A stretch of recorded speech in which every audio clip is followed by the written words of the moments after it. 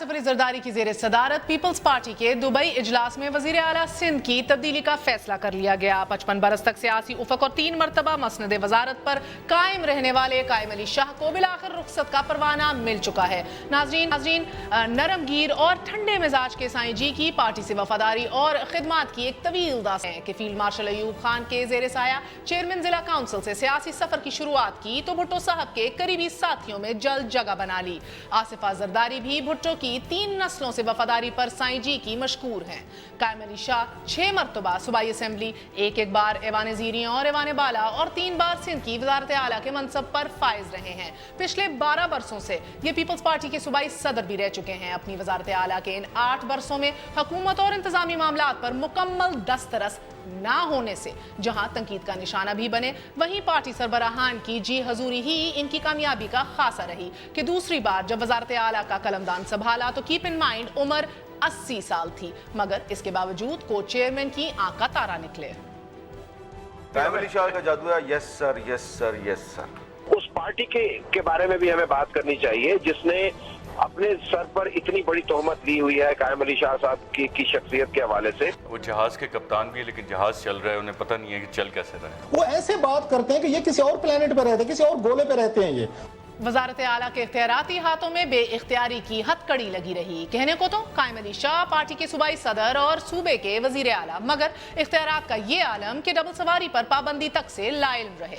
Karachi operation के कप्तान, मगर रेंजर्स इख्तियारात में तोसी पर हमेशा बेबस और लाचार दिखाई दिए। उधर वफाक से वादा करके जाते और इधर ऊपर से इजाजत न मिलती। पिछले बरस जुलाई में भी रेंजर्स इख्तियारात पर तमाशा बने रहे। इस वक्त भी आसिफ अली जरदारी और बिलावल भुट्टो की एक मुलाकात में बिलावल भुट्टो ने सिंध काबीना में तब्दीली और साईं जी से वजारत वापस लेने का सवाल उठाया था, मगर अमल का रूप ना धार सका। बादज़ां एपेक्स कमेटी में 230 अरब के काले धन के इंकशाफ ने सिंध की सियासत में हलचल मचा दी तो बिलावल भुट्टो जरदारी वजीर आला और उनकी गवर्नेंस के खुलकर नाकिद दिखाई दिए। अब कारकर्दगी दिखानी होगी, ट्रांसपेरेंसी बहुत जरूरी है। मैं हुकूमत सिंध से गुजारिश करता हूं कि आपसे तमाम नौकरियां की एप्लीकेशंस ऑनलाइन भी जमा करवाएं, तमाम टेंडर्स ऑनलाइन भी जमा करें। हर चीज को शफाफ बनाना होगा। बिलावल भुट्टो पार्टी की गिरती साख को बचाने के लिए सूबाई काबीना में तब्दीली के ख्वाहिशमंद रहे, लेकिन सूबाई मामलात पर आसिफ अली जरदारी और फरियाल तालपुर की गिरफ्त ढीली न पड़ी। नाजरीन, बिलावल के मुतालबे को सियासी नाबालिग कहकर झुटलाया जाता रहा। हमारी प्रोग्राम न्यूज आई में कायम अली शाह ने कहा कि बिलावल के पास सियासी तजर्बा नहीं है। He needs some experience. एक तरफ तो सियासी ना तजर्बाकारी तो दूसरी जानिब सियासी पुख्तगी का ये आलम कि 8 बरसों में कराची के 11,930 शहरी टारगेट किलिंग की भीख चढ़ गए। शहरी जिंदगी भत्ताखोरों, अगवाकारों और माफियाज के चुंगल में फंस कर रह गई। कोर कमांडर कराची नवीद मुख्तार ने भरी महफिल में इन हालात को इंतजामी नाअहली करार दिया, मगर साईं कोर कमांडर के इस बयान को भी अपनी तारीफ ही समझते बैठे रहे। जब मेरे साथ मिलते हैं वो मेरी तारीफ करते हैं, फिर आए खुद कहने मुझे कि मैंने ये इस तरह का नहीं कहा कि आपके खिलाफ ये कोर कमांडर नवीद मेरे मुख्तार पास आए, बिल्कुल उन्होंने कहा हमारी कोऑपरेशन है, you are doing wonderfully well. तो सर जब उन्होंने आज इससे 2-4 दिन पहले चीफ ऑफ आर्मी स्टाफ ने मीटिंग की थी वहाँ लॉ एंड ऑर्डर पे, और उन्होंने भी तारीफ की, एक दफा नहीं की, हर मीटिंग में। सर नवीद मुख्तार ने आके आपसे माफी मांगी, आप कह रहे हैं? माफी किसी हद तक ऐसे ही कहा ना कि मैंने कहा ही नहीं है आपके लिए, मैंने नहीं कहा, आप बहुत अच्छा काम कर रहे हैं, हमारी आपके साथ कोऑपरेशन है और कोऑपरेशन रहेगी। आप जब भी एपेक्स कमेटी की मीटिंग बुलाते हैं मैं आता हूं और मैं अब भी आऊंगा। ये खुशफहमी की तर्ज सियासत है कि जिसमें साईं की नाक अपनी तारीफों की बू तो पाती रही, मगर नाक के ऐन नीचे मंजूर काका, खादिम चन्ना, मुमताज अली जरदारी, डॉक्टर बदर जमील मेंद्रो, जुल्फिकार शिलवानी, मुस्तफ़ा मेमन, मोहम्मद अली अग्रवाला, मंसूर राजपूत, मंसूर तालपुर, ज़हूर अहमद शहानी, रहमतुल्लाह मेमन, इंजीनियर अदरीस मेमन, علی مردان اور شرجیل میمن ریاستی خزانے پر شب خون مارنے کے الزامات میں پائے گئے، لیکن کچھ نہ ہوا۔ پیپلز پارٹی کے 350 سے زائد سیاستدانوں اور بیوروکریٹس پر بدعنوانی کا سوال اٹھا۔ ان کی فہرستیں بھی تیار کی گئیں۔ سندھ حکومت کے 17 سیکرٹری اور ایک اعلیٰ افسر کا نام بھی اس فہرست میں شامل ہے۔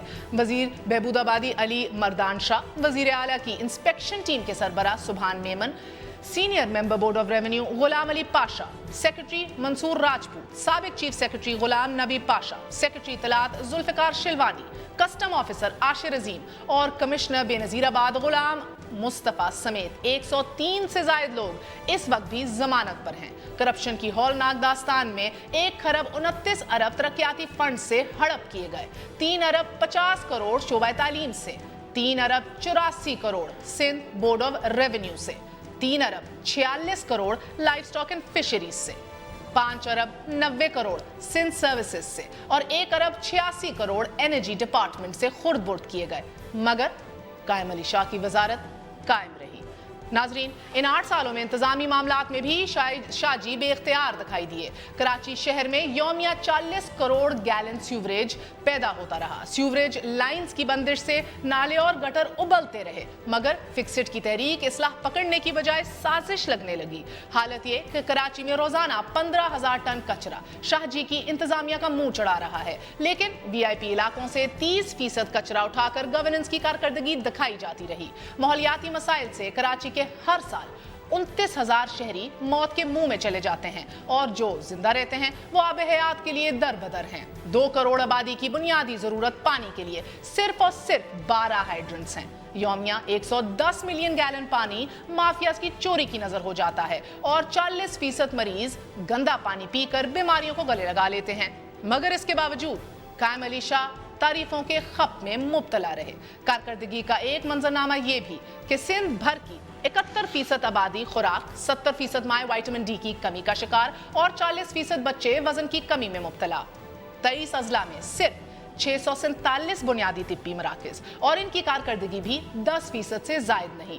اندرون سندھ ناظرین ایک بھی برن سینٹر موجود نہیں۔ 11 برس پہلے 5 برن سینٹرز کے قیام کے اعلانات کیے گئے، لیکن آج تک عمل کا روپ نہ دھار سکے۔ 2 کروڑ آبادی کے لیے ہسپتالوں میں صرف اور صرف 13,000 بیڈز کی گنجائش ہے۔ 5 کروڑ آبادی کے صوبے کے لیے صرف 14,000 ڈاکٹرز اور 2,000 نرسز ہیں۔ صوبے بھر میں 3 میڈیکل یونیورسٹیز اور 3 میڈیکل کالجز اور 6 ٹیچنگ ہسپتال، تھیلیسیمیا کے، موذی مرض کے صرف 3 سینٹرز، مگر قائم علی شاہ صاحب پھر بھی قائم رہے۔ ناظرین، آ جائیے ایجوکیشن کی جانب۔ ان 8 سالوں میں شعبہ تعلیم میں کل 48,000 اسکول، 19,500 اسکولوں میں صرف 1 ٹیچر، 5,230 گو اسکولز، 40,000 گو اساتذہ، 6,140 اسکول مکمل طور پہ بند، 6,000 اسکولوں کی عمارت مخدوش، 8,000 پر سرے سے چھت ہی نہیں، 19,000 چار دیواری کے بغیر ہیں، 21,000 واش رومز نہیں ہیں۔ ناظرین، 23,000 اسکولوں کو صاف پانی دستیاب نہیں ہے، 45,000 اسکولوں میں لیب اور لائبریریز ہی موجود نہیں ہیں، 38,000 میں کھیل کے میدان ہی نہیں ہیں، 28,000 میں بجلی ہی میسر نہیں، تو 9,000 اسکول ایک کمرے پر مشتمل ہیں۔ ناظرین، 50% بچے اسکول چھوڑ جانے پر مجبور ہو چکے ہیں، تو 40 لاکھ بچے تعلیم کے بنیادی حق سے محروم ہیں۔ یہ ہے تجربہ کار سیاستدان کی 8 سالہ وزارت کی کارکردگی۔ ناظرین، آپ کو بتاتے چلے کہ اسی سال 17 جنوری 2016 کو 8 برس میں پہلی بار قائم علی شاہ کو کراچی یاد آیا، جب سڑکوں پر نکلے تو کچرے کے ڈھیر دیکھ کر بولے وی ول ٹیک ایکشن۔ جہاں بھی گند ہے وہاں ایکشن لیا جائے گا ان لوگوں کے خلاف جو اس کے ریسپانسبل ہیں۔ جہاں جہاں پانی لیکیج کر رہا ہے یا پانی کو صاف نہیں کیا گیا، we will of course take action. Commissioner نے مجھے کہا ہے کہ مجھے 1 ہفتے دیں، 1 ہفتے کے اندر اس شہر کو ہم نمایاں طور پہ صاف کر لیں گے۔ اس حکم نامے کو کون سنجیدہ لیتا کہ 8 برسوں میں سڑکوں کا یہ پہلا دورہ تھا سائن کا۔ سیلاب میں آدھا کراچی ڈوب گیا، تھر میں ہزاروں بچے غذائی قلت کھا گئی، ٹارگٹ کلرز ہزاروں لاشیں گرا گئے، مگر کچھ بھی نہ بدلا، بس یس باس کی سیاست زندہ رہی۔ ناظرین، اب رخصت یقینی اس لیے ہو گئی ہے کہ ایک جانب پارٹی سربراہان کے چہیتے عتاب میں ہیں، तो दूसरी जानिब होम मिनिस्टर सुहेल अनवर सियाल के घर का मुहासरा और असद खरल की पुलिस की हिरासत से हसास इदारों की गिरफ्तारी वजारती इख्तियारात पर सवालिया निशान लगा रही है। वजीर आला के अपने ही वजीर दाखिला पर मुल्ज़मान की पुष्पनाही का इल्ज़ाम है। नाजरीन, इन इल्ज़ामात में पार्टी की गिरती साख और सियासत के बचाव के लिए कायम अली शाह की कुर्बानी जरूरी थी। कायम अली शाह नाअहली और इंतजामी अबतरी विरसे में छोड़कर जा रहे हैं, लेकिन इन हालात में पीपल्स पार्टी के लिए एक और येस मैन नागुज़ीर नहीं है। अब कुराए फाल उन मुराद अली शाह साहब के नाम निकलता दिखाई दे रहा है कि जिनके वालिद सैयद अब्दुल्ला शाह भी सिंध के वजीर आला रहे हैं। मुराद अली शाह इकोनॉमिक सिस्टम और सिविल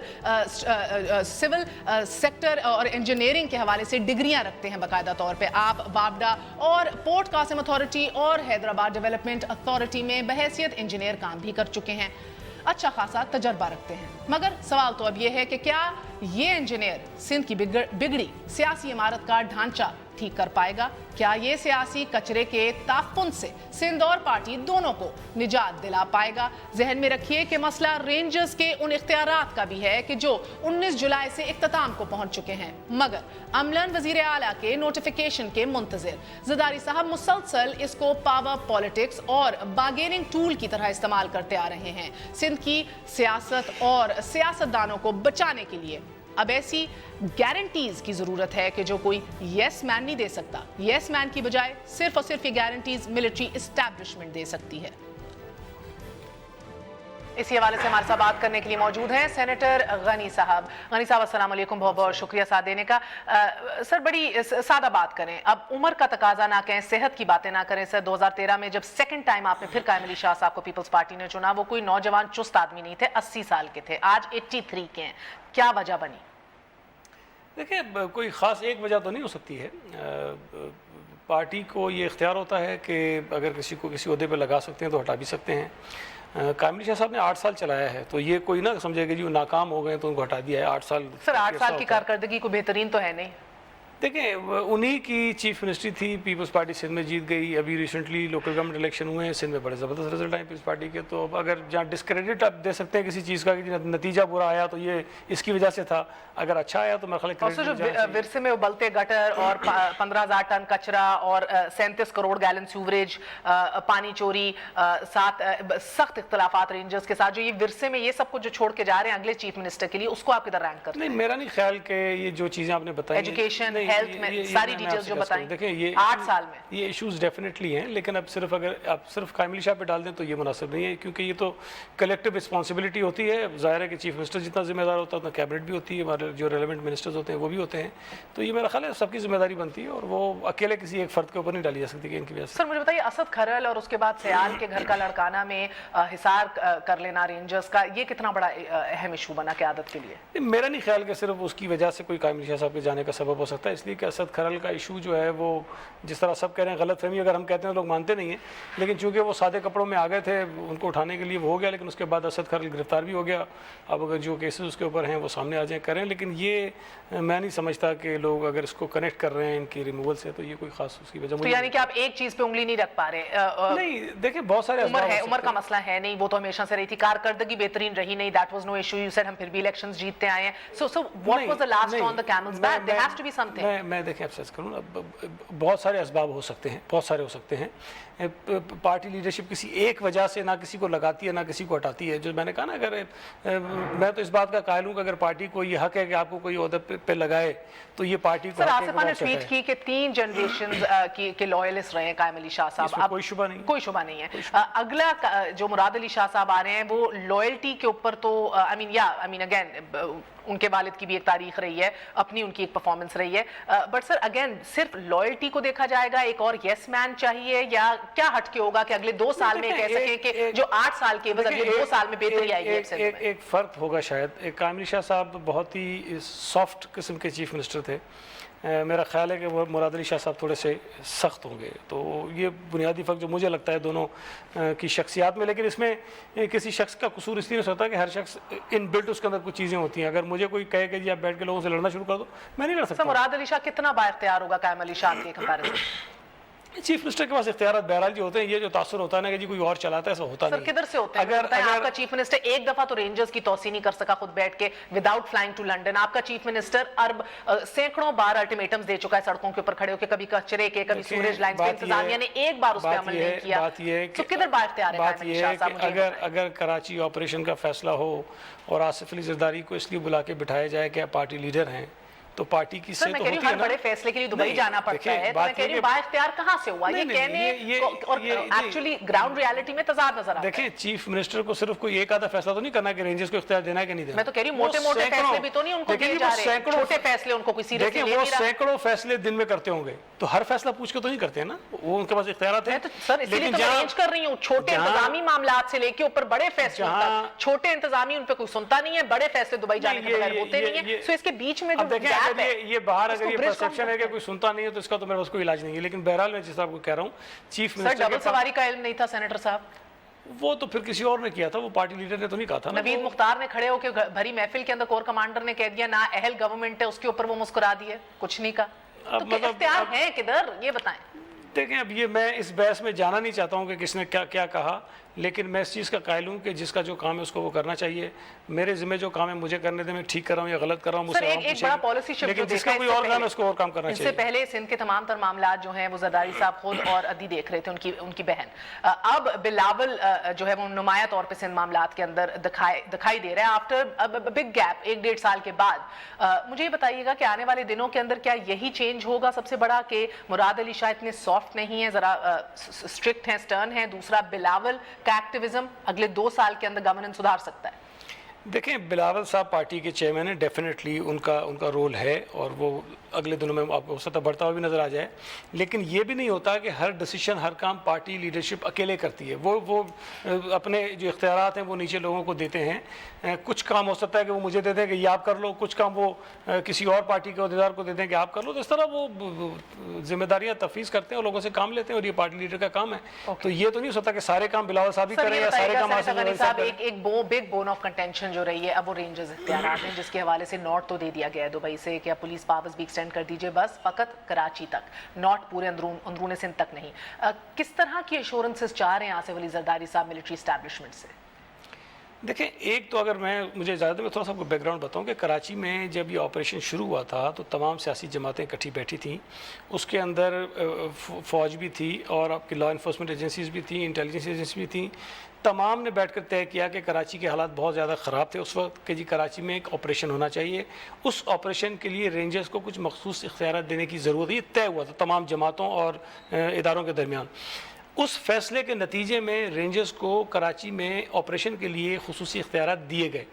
اب اگر وہ اختیارات دیے گئے ایک مخصوص حالات کے اندر, تو اب اگر ان کو مزید کسی اور ضلع کے اندر اختیارات کی ضرورت ہے تو پھر آپ کو بیٹھ کے مشاورت کرنی پڑے گی. یہ نہیں ہو سکتا کہ جی کوئی کہے کہ مجھے یہاں چاہیے اور ہم دے دیں. آپ کو یہ ثابت کرنا پڑے گا کہ اس ضلع کے حالات کراچی کے 2013 جیسے حالات ہو گئے ہیں, لہٰذا اس کے بغیر ہو نہیں سکتا. سندھ کے اندر گڑھ بن رہے ہیں, سلیپر سیلز موجود ہیں. آپ کو نہیں لگتا کہ جس طرح چیف جسٹس کے بیٹے کو نکوال گئے, کس طرح جو ڈیٹیلز فراہم کر رہی ہے ملٹری اسٹیبلشمنٹ کہ ہمیں رسائی دیں, تو مل جوڑ کے کس کے ساتھ بیٹھیں؟ اگر آپ اجازت دیں سر, بیکاز 3 بار آصف علی زرداری صاحب چیف عوامی اسٹاف سے ریکویسٹ کر چکے ہیں ملاقات کی. یہ میں آپ کو پوری اونرشپ لے کے بات بتا رہی ہوں اور ادھر سے ڈینائی ہو گیا کہ نہیں ملاقات کرنی. تو کون سے بڑے کب بیٹھیں گے؟ یہ ریکویسٹ تو آ گئی ہے ملٹری اسٹیبلشمنٹ کی طرف سے. زرداری صاحب کیا پاور پالیٹکس کر رہے ہیں؟ یہ میرے علم میں نہیں ہے, لیکن جو بات آپ کر رہی ہیں کہ اختیارات ان کو ملنے چاہیے نہیں ملنے چاہیے, اگر تو یہ ہے کہ جی کسی سندھ کے علاقے میں کہیں کوئی ایسی چیز موجود ہے یا دہشت گردوں کی پناہ گاہیں ہیں, تو پھر وہ ان کو بتانا چاہیے. وہاں پولیس کام کر رہی ہے, وہاں کارروائی لوگوں کے خلاف ہو رہی ہیں. آپ کسی سے کوئی انٹیلیجنس شیئر نہ کریں, آپ کسی کو یہ نہ بتائیں کہ جی اس ضلع کے اندر یہاں آپ کو کارروائی کرنی چاہیے. نہیں بتا رہی اسٹیبلشمنٹ ہے, مجھے تو نہیں پتا, لیکن اگر ہیں تو بتایا جانا چاہیے نا. اگر روز رپورٹ کر رہے ہیں, محسوس یہ ہو رہا ہے کہ زرداری صاحب بارگیننگ ٹول کی طرح استعمال کر رہے ہیں. میرا نہیں خیال ہے کہ یہ کوئی بارگیننگ ٹول بن سکتا ہے. اس لیے دیکھیں, اس لیے ایک تو بنیادی چیز ہے کہ اگر صوبہ سندھ کے حالات اچھے ہوتے ہیں انکلوڈنگ کراچی اور باقی اضلاع کے, تو اس کا سب سے بڑا بینیفیشری میں ہمیشہ کہتا ہوں پیپلز پارٹی ہے, اس لیے کہ ہم حکومت میں ہیں. اگر حالات اچھے ہوں گے ہمیں فائدہ ہوگا, اگر حالات خراب ہوں گے ہم جواب جواب دوں گے, پورے ٹھیک صوبے ہے کے ہونے نا, چاہیے. لوگ ہم سے سوال کرتے ہیں, لیکن یہ بات کہنا کہ صرف صوبہ سندھ کے حالات خراب ہیں, یہاں مخصوص اختیارات ہونے چاہیے, باقی ملک میں کیوں نہیں ہونے سر چاہیے؟ آخری سوال ختم بلوچستان ہو کے حالات میں سے زیادہ گیا. خراب ہے. صاحب یہ بتائیے کہ اہم پولیٹیکل نمائندوں کو, الیکٹڈ ریپرزینٹیٹیوز کو, بیوروکریٹس کو نہ پکڑا جائے without consulting and telling and taking in confidence the chief minister, یہ ایک بڑا آبسٹیکل رہا ہے. اس کے اوپر گارنٹیز چاہتے ہیں آصف علی زرداری صاحب. دیکھیں بات یہ ہے کہ ایک حکومت کا نظام ہوتا ہے, اس کو چلانے کے لیے کچھ مشینری کی آپ کو ضرورت ہے, ٹھیک ہے نا جی. اگر تو آپ کے پاس شواہد موجود ہیں کہ جی اس آدمی نے یہ جرم کیا اور ہمارا شواہد موجود ہے, ہمیں یہ اٹھانا چاہیے, تو چیف منسٹر کے ساتھ شیئر کرنے میں کیا حرج ہے؟ وہ صوبے کا سربراہ ہے. منظور کاکا اور نکل آئیں گے نا, بھاگ جاتے ہیں نا سر, بڑے بڑے بھاگ نہیں تو منظور کاکا منظور کاکا بھاگ گیا ہے, آپ کے آدھے سیکرٹریز تو ضمانت کے اوپر کام کر رہے ہیں ابھی. اب ان کی تحقیقات کر لیں, جن کی ضمانتیں ہیں کہ ان کے اوپر واقعی کیس بنتے تھے کہ نہیں بنتے تھے, جن کے اوپر بنائے گئے ہیں ان کی تحقیقات کر لیں. بہت بہت شکریہ. سینیٹر غنی ہمارے ساتھ موجود تھے. ایک چھوٹا سا وقفہ لیتے ہیں, وقفے کے بعد پھر حاضر ہوں گے. اسٹے ود اس, نیوز آئے.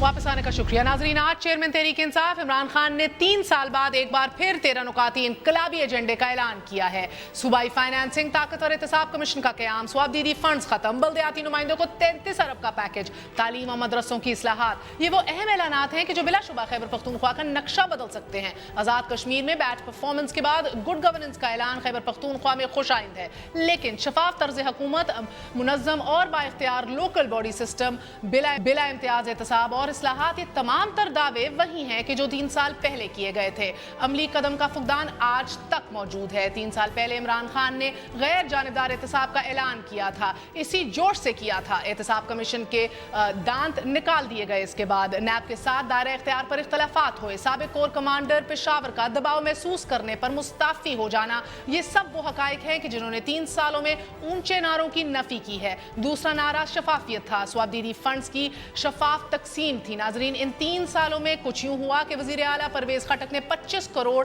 اپنے داماد, 90 کروڑ خیبر پختونخوا کے اسپیکر اسد کیسر کے ضلع سوابی اور 2 ارب فنڈز اپنے آبائی ضلع نوشیرہ کو تفتیش کیے. گو کے پلڈاٹ کے مطابق خیبر پختونخوا میں سب سے کم کرپشن ہوئی ہے. ہسپتالوں میں پہلی دفعہ سسٹم بھی تبدیل ہوا ہے. محکمہ پولیس میں میرٹ پہ بھرتیاں ہو رہی ہیں. بغیر رشوت کے FIRs کاٹنے کا رجحان پیدا ہو گیا ہے. خیبر پختونخوا میں ہی یہ سب کچھ شروع ہوا ہے, مگر یہ تبدیلی اس نئے پاکستان میں آٹے میں نمک کے برابر ہے. یہ نئی اسٹریٹجی جو 2 پرونگ اسٹریٹجی ہم دیکھ رہے ہیں, ایک تو سیف اللہ نیازی نیب چلے گئے ہیں, دوسری جانب ہم دیکھ رہے ہیں کہ ایک بار پھر انہی پرانے نعروں کو انقلاب کی شکل دے کے پھر اناؤنس کیا گیا. اسی حوالے سے بات کریں گے.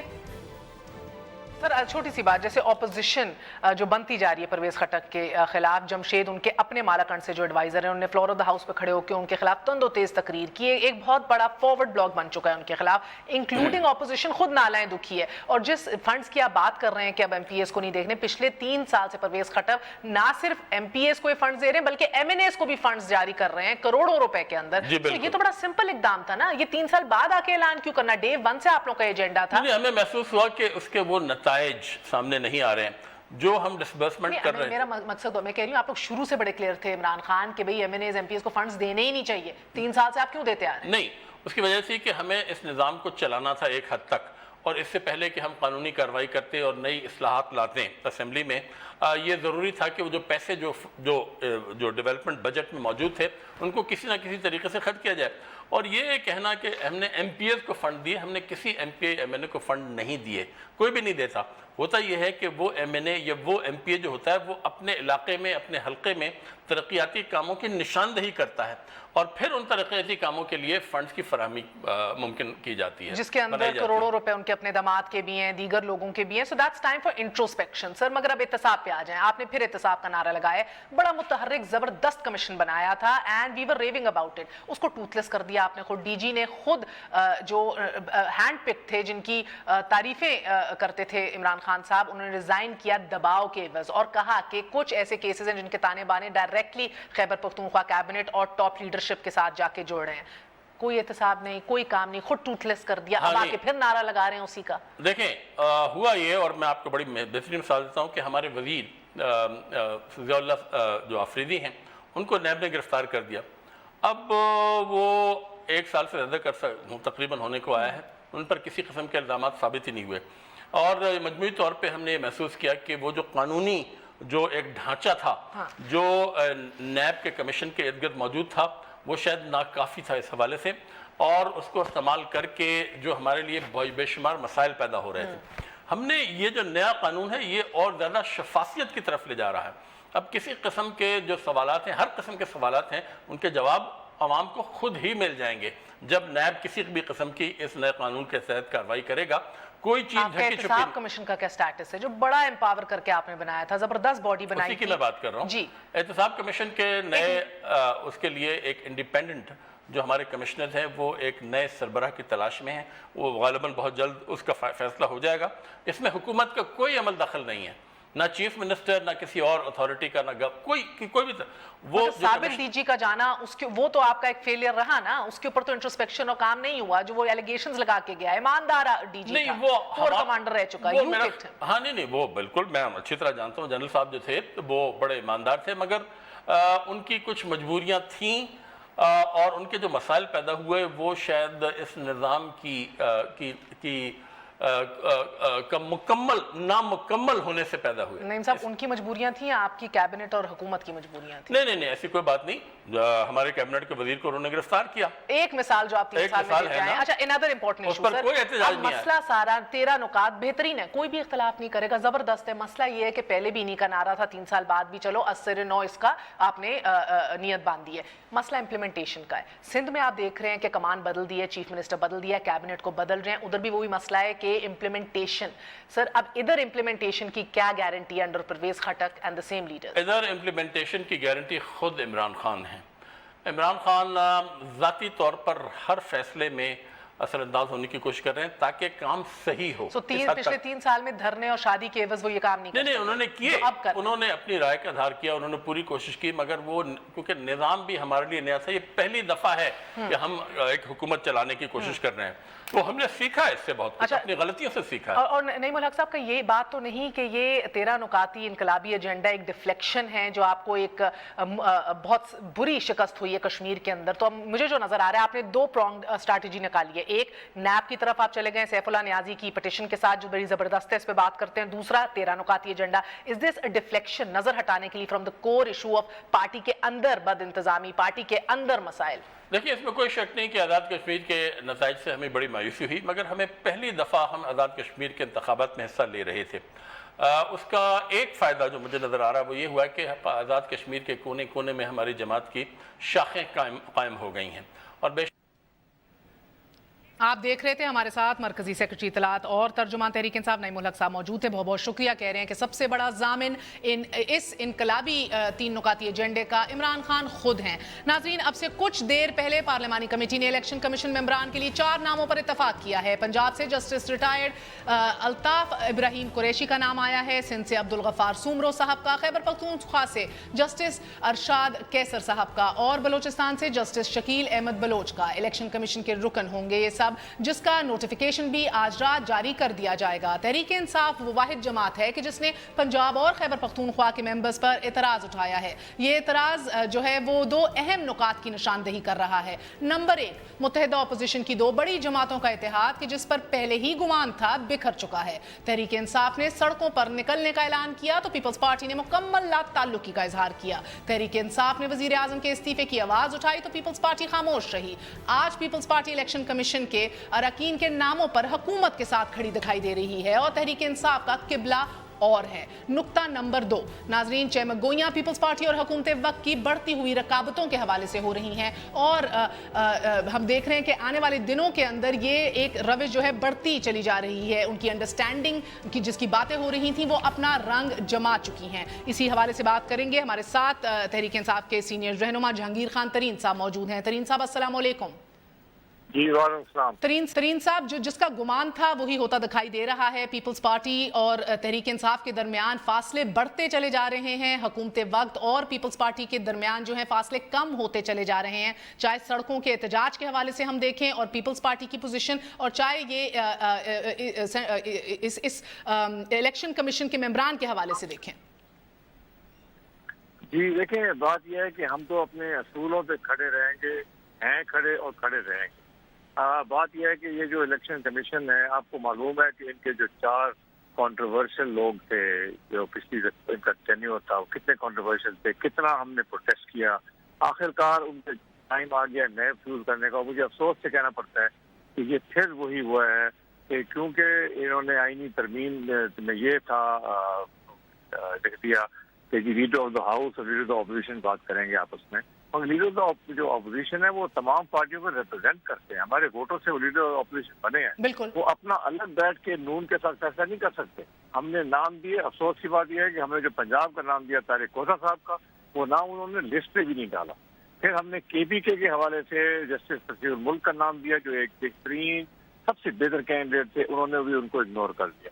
تو ہم مطلب کہنے کا یہ ہے کہ یہ جو الیکشن کمیشن کے ممبرز ہیں، ان کی اتنا اشد ضروری ہے کہ یہ ٹوٹلی نان ایبسولوٹلی، مگر ترین صاحب اب دکھائی یہ دے رہے ہیں، اسحاق ڈار صاحب بھی آج بولے اور آج خورشید شاہ صاحب بھی بولے ہیں، انہوں نے کہا ہے کہ شاہ محمود قریشی کو اعتماد میں لے لیا گیا تھا۔ سو ونس اگین لگ رہا ہے کہ آپ کی پی ٹی آئی کی اندرونی کمیونیکیشن کا جو فقدان ہے۔ نہیں، بالکل غلط بات ہے یہ۔ میری شاہ محمود صاحب سے ریگولرلی بات ہوتی رہی ہے، انہوں نے ہم صرف میری نہیں، عمران خان صاحب کے باقی تمام لیڈران کی ہم اپنے نام دیتے رہ گئے ہیں، انہوں نے آگے نام نہیں لے کے گئے، اور یہ بڑے افسوسناک بات ہے کیونکہ اس وقت اگر ملک میں اگلے انتخابات میں آپ چاہتے ہیں کہ کنٹروورسی نہ ہو اور ریگنگ کے دعوے نہ ہوں تو یہ جو 4 نئے ممبر ہیں ان کو نان کنٹروورشل۔ سر آخری سوال، یعنی کہ سر آپ کو مایوس کیا leader of opposition Khurshid Shah صاحب نے، مجھے یہ بتائیے گا سر۔ بالکل ہم مایوس ہیں، لیڈر آف دا اپوزیشن اور لیڈر آف دا ہاؤس دونوں نے چوز کیا، ان دو سے مایوس۔ سر اب اس کا رد عمل تو آپ کا متحدہ اپوزیشن پہ نامہ کے اوپر بھی ہو رہا ہے نا، آپ دیکھ رہے ہیں فاصلے بڑھ رہے ہیں۔ یہ بھی کہا خورشید شاہ صاحب نے، مکمل لا تعلقی کا اظہار کیا کہ ان کو تو اعتماد میں ہی نہیں لیا اسٹریٹ پروٹیسٹ کے حوالے سے، وہ تو آن بورڈ ہی نہیں ہے۔ آپ دیکھ رہے ہیں آنے والے دنوں میں کوئی اندر کی انڈرسٹینڈنگ بڑھ رہی ہے پی ایم ایل این اور پیپلز پارٹی کے درمیان ونس اگین؟ دیکھیں ہم نے پوری کوشش کی اور ابھی بھی ہم وہاں موقف پہ کھڑے ہیں کہ جوائنٹ اپوزیشن جو ہے وہ اپنے کردار ادا کرے پارلیمان۔ سر انڈرسٹینڈنگ بڑھ رہی ہے پیپلز پارٹی اور پی ایم ایل این کے درمیان آپ کی نظر میں؟ میں اب اس کے اوپر کامنٹ نہیں کرنا چاہتا اس وقت، مگر میں یہ ضرور کہوں گا کہ جو پیناما لیف کے اوپر ٹی او آر کی جب ایک پاس ہوا اور آگے بات نہیں بڑھی تو اس کے بعد سے پی ایم ایل نون بالکل خاموش ہو گئی ہے، اور ہمیں یہ خدشہ ہے کہ یہ بالکل نہ کمیشن بنانا چاہتے ہیں نہ یہ انویسٹیگیشن کرنا چاہتے ہیں۔ اور سر آخری سوال، اب نوٹیفیکیشن جاری ہو گیا، یہ خبریں آ رہی ہیں، اب جو نام آ گئے ہیں ان کو آپ قبول کریں گے؟ دیکھیں یہ تو آئینی طور پہ انہوں نے کر دیا ہے، اس کا ہم کچھ نہیں کر سکتے، مگر ہم اپنا پروٹیسٹ رجسٹر کر رہے ہیں کہ یہ صحیح نہیں ہوا، یہ پروسیس صحیح فالو نہیں ہوا، ہمارا موقف جو ہے اس کو بالکل سامنے آنا چاہیے تھا، اور سب سے امپورٹنٹ بات یہ ہے ہم اپنے موقف کی بات نہیں کرتے، ہم چاہتے ہیں کہ جو بیسکلی نان کنٹروورشل ہونے چاہیے نام۔ ایبسولوٹلی سر، بہت بہت شکریہ، ہمارے ساتھ جہانگیر موجود تھے، کہہ رہے تھے کہ خورشید شاہ قائد حزب اختلاف نے مایوس کیا ہے تحریک انصاف کو، اور یہ نام جو الیکشن کمیشن کے ایک بار پھر سامنے آ رہے ہیں جن کی نوٹیفیکیشن ہو گئی ہے، یہ تحریک انصاف کے لیے قابل قبول نہیں ہے۔ Welcome to another controversy, but it's time for a very short break. Stay with us on News Eye.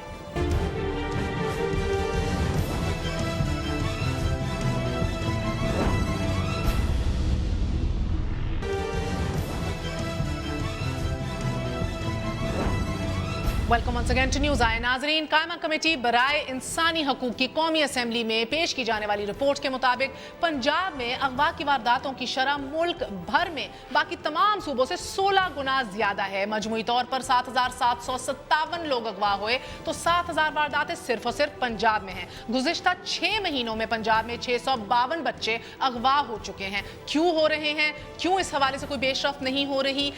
ہمارے ساتھ موجود ہیں ڈاکٹر حیدر اشرف صاحب، D I G operations Lahore ہیں۔ ڈاکٹر صاحب السلام علیکم۔ جی السلام علیکم۔ جی ڈاکٹر صاحب مجھے بتائیے کیا ماجرا ہے سر؟ اگر لگ بھگ دیکھا جائے تو ہر مہینے پنجاب سے 100 بچہ اغوا ہو رہا ہے۔ اچھا ایسا ہے جی، دیکھیے being the custodian of life and death property, سارا جو پولیس کا کام ہے اس میں جب ہم دیکھتے ہیں تو ہر اغوا ہونے والا شخص، ہر گم ہونے والا بچہ جو ہے وہ ہماری ذمہ داری ہے، اور اس میں ہمارے لیے امپورٹنٹ ہے کہ ہمارا ہر بچے کے لیے، ہر گمشدہ شخص کی ریکوری کے لیے کوشش کریں۔ ہیونگ سیڈ دس، لیکن اس میں کچھ چیزیں ایسی ہیں جو میں ضرور ہائی لائٹ کرنا چاہوں گا۔ فرسٹ آف آل یہ ہے کہ بہت سارے بچے، بہت سارے لوگ جو اغوا ہو جاتے ہیں وہ واپس آ جاتے ہیں، بہت تھوڑی تعداد رہ جاتی ہے جو واپس نہیں آتے۔ اب میں اگر ان اغوا کو اگر کیٹیگرائز کروں تو میں اس کو 3 کیٹیگریز میں ڈیوائڈ کرتا ہوں۔ फर्स्ट ऑफ ऑल ये है कि किडनैपिंग फॉर रैंसम, अगर मैं लाहौर की हद तक बात करूं और इवन पंजाब की हद तक बात करूं तो kidnapping for ransom is almost minimal, zero है। सेकंड नंबर पे वो लेडीज का, खवातीन का अगवा है फॉर मल्टीपल रीजंस, उसमें भी बहुत सारी खवातीन रिकवर हो जाती हैं। थर्ड है बच्चों का अगवा। बच्चों का अगवा जो है उसमें मैं आपको ये बताता चलूं, जो पिछले दिनों मीडिया पे भी ये इशू बहुत हाईलाइट हुआ है, इसमें हमारे मेनली 90% बच्चे या रिकवर हो चुके हैं या वापस आ चुके हैं। तो मैं समझता हूँ कि ये प्रॉब्लम इतना ग्रेव नहीं है जितना यहाँ पे पोर्ट्रे हो रहा है। सर मुझे बात बताइए, ये रुझान बढ़ क्यों रहा है? आप स्ट्रेस कर रहे हैं कि वापस आ रहे हैं, मैं पूछ रही हूँ ये रुझान क्यों बढ़ रहा है? ये बच्चे जो जी मैं इस पे थोड़ा आपको बताना चाहूँगा। फॉर इंस्टेंस अगर हम सिर्फ 2016 के फिगर्स लें तो आउट ऑफ 208 189 बच्चे जो हैं वो वापस आ गए। अगर हम 2015 इनके साथ क्या हुआ था सर? सेक्स स्लेवरी कराई गई, इनको ब्रेन वॉश किया गया, इनसे भीख मंगवाई गई, क्या किया गया? ये रुझान बढ़ क्यों रहा है? मैं इसको अगर कंप्लीट करूं तो हमने ना इसमें लाहौर पुलिस ने एक कंप्लीट एनालिसिस किया है इसका। हमने इस सेक्टर को मुकम्मल तौर पे देखा है। इसमें ऑब्वियसली हमारी जो रिस्पॉन्सिबिलिटी है वो तो हम पूरी कर रहे हैं, लेकिन उसमें सोशियो इकोनॉमिक फैक्टर्स बहुत ज्यादा इन्वॉल्व हैं। फॉर इंस्टेंस हमारे पास जो बच्चे मिसिंग हैं और बाद में रिकवर हो गए, हमने उनका एक एनालिसिस किया। उनमें 41% बच्चे ऐसे हैं जो पेरेंटल बिहेवियर की वजह से घर छोड़ गए। 21% ऐसे थे जो रास्ता भूल गए। 6.1% ऐसे थे जिनको उनके फैमिली मेंबर्स ने अगवा कर लिया। इस तरह मल्टीपल चीजें हैं, उसमें बहुत थोड़ी रेशो है जो आप बात कर रहे हैं। डॉक्टर साहब अगर आप इजाजत दें, मैं फोकस रखना चाह रही हूँ उन बच्चों का 2 और 2.5 साल की उम्र के जो अगवा हो रहे हैं। बदामी बाग में बाकायदा बोरीमंद लाशें मिल रही हैं सर, 12 क्रिश्चियन बच्चियां उठा ली गई हैं। मैं focus on that for a second sir. अच्छा मैं देखिए मैं जो बात करना चाह रहा हूँ, मैं ये करना चाह रहा हूँ कि ये ऐसा नहीं है जो ये प्रॉब्लम पोर्ट्रे हो रहा है, ऐसा नहीं है। बादामी बाग की आप बात करती हैं, एक डेड बॉडी अगर मिली है तो जो दूसरे इश्यूज बने वो सारे बच्चे वापस आ गए। फॉर इंस्टेंस एक केस में रोड ब्लॉक हुआ, वो बच्चा जो है वो खुद अपनी मर्जी से इस्लामाबाद गया था, वो किसी लड़की के साथ इन्वॉल्व था, वो इस्लामाबाद से रिकवर हो गया। एक और बच्चा जो है वो विक्की शेखुपुरा से रिकवर हो गया, वो अपनी मर्जी से घर छोड़ के गया था, पैसों के लिए घर छोड़ के गया था। एक और बच्ची का इशू बना, वो बच्ची भी रिकवर हो गई। मैं जो पॉइंट फोकस करना चाह रहा हूँ कि ये प्रॉब्लम इस तरह नहीं है क्योंकि ऑर्गेनाइज्ड रैकेट्स जो हैं वो पंजाब में या लाहौर में ऑपरेट कर रहे हैं। मेरे मोहतरम डॉक्टर साहब, 600 बच्चों में से 168 बच्चे सिर्फ वापस आए हैं। मैं सिर्फ ये निशानदेही कर रही हूं। नहीं, मैं ये गुजारिश कर रहा हूँ, ये फिगर गलत है, ये फिगर नहीं है ठीक। सर ये फिगर डीपीओ लाहौर ने दिया है डॉक्टर साहब। नहीं, मैं लाहौर की हद तक तो मैं बात कर रहा हूँ। आप देखिए मेरे पास तो फिगर, मैं जो लाहौर की फिगर आपको दे रहा हूँ उसमें 208 बच्चे 2016 में मिसिंग हुए, उनमें 189 वापस आ गए। जो फिगर आप कोट कर रहे हैं, आई डोंट नो उसका सोर्स क्या है। मैं आपको पुलिस का सोर्स को, पुलिस के फिगर्स बता रहा हूँ। तो पुलिस ने क्योंकि एक केस को ट्रेस करके अपने फिगर्स जो है वो बहुत शुक्रिया सर, बहुत शुक्रिया। हमारे साथ डॉक्टर हैदर शाह मौजूद थे कि ये सोशल कुछ प्रॉब्लम्स हैं जिसकी वजह से कुछ बच्चे भाग भी रहे हैं। गो के हमारे पास तफसीलात आ रही हैं कि 1 महीने में लगभग 100 बच्चा पंजाब से अगवा हो रहा है। अगर आप मुतासरीन में से हैं, हमारी टीम को कॉन्टैक्ट कीजिए। हम आपकी स्टोरीज उठाना चाहते हैं, हम पर्दा उठाना चाहते हैं इन फिगर्स से कि जो हमें ऑफिशियली बताए जा रहे हैं, क्योंकि एक्चुअल रिपोर्ट जो है मुतजाद हैं। And now in the end coming over to the business story of the day. नाजरीन, जून 2014 में हुकूमत वक्त ने तमाम डिस्ट्रीब्यूशन कंपनीज यानी डिस्कोस की निजकारी की मंजूरी दी थी। मंतक ये थी कि गैर मुल्की सरमायाकारों की दिलचस्पी को देखते हुए निजकारी के अमल को रोकने की कोई दलील बाकी नहीं रहती। मगर इतलात हैं कि तमाम डिस्कोस की मुकम्मल निजकारी रोक दी गई है। कुछ शेयर स्टॉक मार्केट में मुतारिफ करवाए जाएंगे। ये फैसला क्यों लिया है? निजकारी प्लान बी क्यों सामने आ रहा है? Is this owing to political expediency और नॉट? क्या हुआ, क्यों ये मुस्लिम लीग नून की पॉलिसी शिफ्ट दिखाई दे रही है? इसी हवाले से हमारे साथ बात करेंगे जुबैर उमर साहब। आप वजीर हैं, स्टेट मिनिस्टर बराए निजकारी। जुबैर उमर साहब अस्सलाम वालेकुम, बहुत बहुत शुक्रिया साथ देने का। सर, कमिटमेंट टू प्राइवेटाइज था आपका सारी डिस्कोस को। मैं खुद उस ब्रीफिंग में मौजूद थी जो पीएम ने ओथ के बाद पहली दी थी जर्नलिस्ट को, और कहा था कि सबसे पहले डिस्कोस को प्राइवेटाइज करेंगे। रोक क्यों दिया काम? जी देखिए, पहली बात यह है कि हमारा जो कमिटमेंट था, जब हम बात करते थे तो हम कहते थे रीस्ट्रक्चरिंग एंड प्राइवेटाइजेशन, क्योंकि हमने कौमी इदारों को ठीक करना था। ठीक करने के लिए एक तो यह है कि उनको पब्लिक सेक्टर में रहते हुए ठीक किया जाए फर्स्ट स्टेज में, और उसके बाद प्राइवेटाइजेशन का प्रोसेस किया जाए, या दूसरा तरीका यह है कि डायरेक्टली प्राइवेटाइज किया जाए। تو بہت سے ادارے ایسے ہیں، خاص طور پر یہ ڈسٹریبیوشن کمپنیز کا جو ذکر کیا آپ نے، اس میں ہم نے پرائیویٹائز کرنے کے لیے پروسیس سٹارٹ کیا تھا اور بڑا ایگریسولی سٹارٹ کیا تھا. تو اللہ کا شکر ہے کہ جتنے بھی میجر انسٹیٹیوشنز ہیں، جس طرح PIA ہے، پاکستان اسٹیل ہے یا فیسکو ہے جو ڈسٹریبیوشن کمپنی کی پہلی کمپنی تھی ہم کرنے جا رہے تھے، ان سب کا ہم نے یہ پروسیس جو پچھلے 20-22 سال میں کبھی بھی یہ پروفیشنل چیز نہیں مکمل ہوئی تھی. اس کے بعد ظاہر سی بات ہے ایک پولیٹیکل ڈیسیژن بھی ہوتا ہے اور حالات پر ہوتا ہے کہ جی آپ پرائیویٹائزیشن کے لیے ابھی جائیں یا بعد میں جائیں. تو ہم نے جو ڈیو ڈیلیجنس کیا تھا اس کی وجہ سے جو امپروومنٹس ہیں جو ریسٹرکچرنگ کے لیے تھی وہ آلریڈی امپلیمنٹ کرنا شروع کر دی ہیں اور اس کے مثبت نتائج بھی آنا شروع ہو گئے ہیں. فار ایگزامپل لائن لاسز جو ہیں 20% سے کٹ کر کے 18% آ گئے ہیں اور کلیکشن جو ہے وہ 88% سے بڑھ کے 94% سے اوپر چلے گئے ہیں. یہ تو ہم نے کوئی چیز ضائع نہیں کی. بہت بہت شکریہ. ہمارے ساتھ محمد زبیر موجود تھے کہ ریسٹرکچرنگ اور پرائیویٹائزیشن پلان تھا، ابھی فوکس ریسٹرکچرنگ پہ ہو رہا ہے. مگر ناظرین نجکاری پلان بی کے اس نئے فیصلے میں یہ کہنا غلط نہ ہوگا کہ ڈی نیشنلائزیشن کے جو ہمیشہ میاں محمد نواز شریف کا ایک پلان رہا ہے وہ تکمیل تک پہنچتے نہیں دکھائی دے رہا. ڈسکوز کی نجکاری روک دی گئی ہے، 3 سال گزر چکے ہیں. اس حوالے سے شفٹ آف پالیسی نمایاں نظر آ رہا ہے. پارٹلی سٹاکس جو شیئر جو ہے وہ سٹاک مارکیٹ میں فلوٹ کر دینا بارہا نجکاری نہیں ہوتا. آج کے لیے اتنا ہی، اجازت دیجیے. گڈ نائٹ، اللہ حافظ.